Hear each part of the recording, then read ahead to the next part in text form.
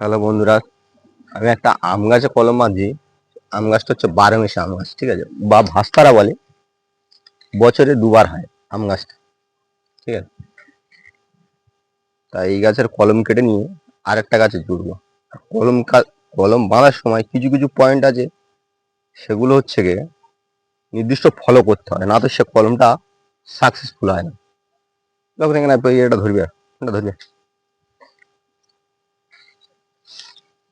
আর কলম কাটতে গেলে কিরকমের ডাল প্রয়োজন তা তোমাদের দেখাচ্ছি।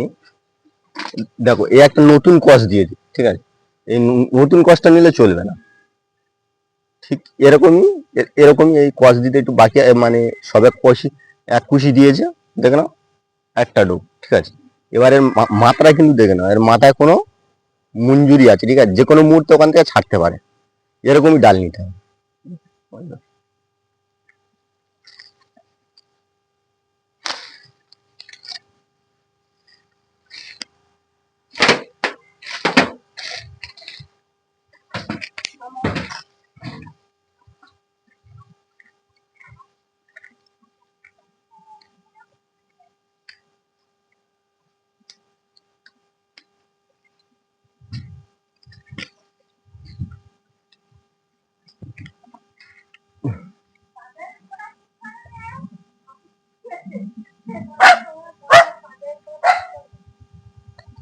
তবে এই আমের ডোকগুলোর, এগুলো ব্লেড দিয়ে কাটলে ঠিক হয়, তবু আমি ব্লেড নিইনি।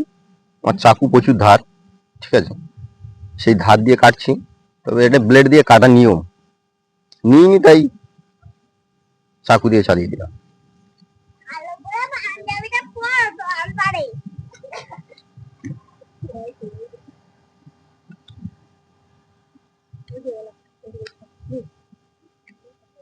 আর কলম কাটার সময় এরকম প্লাস্টিক বাজারে পাবে না হট করে, ঠিক আছে।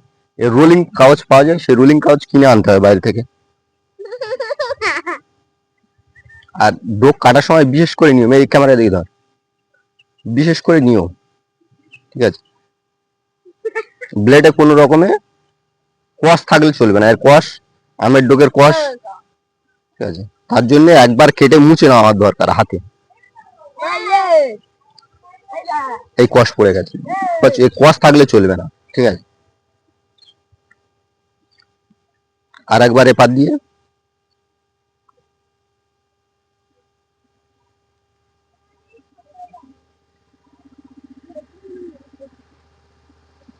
দেখে নাও, এটা কেন সুচালো কাটা হয়েছে, ঠিক এরকমই কাটতে হবে। এটা এরকমই বিচের আম গাছ, এটা ধরো বিচের আম গাছ, ঠিক আছে। এই ডোকারটা ঠিক এর মিডল স্ট্যাম্পে কাটবে, কেটে এ জায়গাটা, এই কাটা অংশটা ফিঙ্গার টাচ হলে চলবে না। তোমার হাতের আঙুল যদি টাচ হয় কলমের সময় সমস্যা দেখা দেবে। এই যে ফিঙ্গারটা, এটা যদি হাত লাগে, আর বিশেষ করে এটা বাঁধার পরে এমন ভাবে বাঁধতে হবে, কাগজটা দিয়ে, যাতে না এর ভিতরে অক্সিজেন সরবরাহ হয়।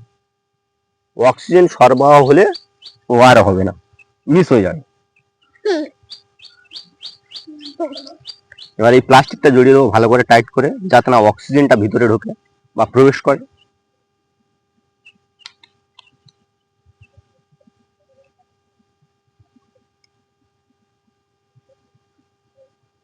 আর এই যে যতগুলো আমি পয়েন্ট গুলো বললাম, এগুলো কোনো নার্সারি ম্যান বলবে না, কোনো নার্সারি ম্যান বলবে না।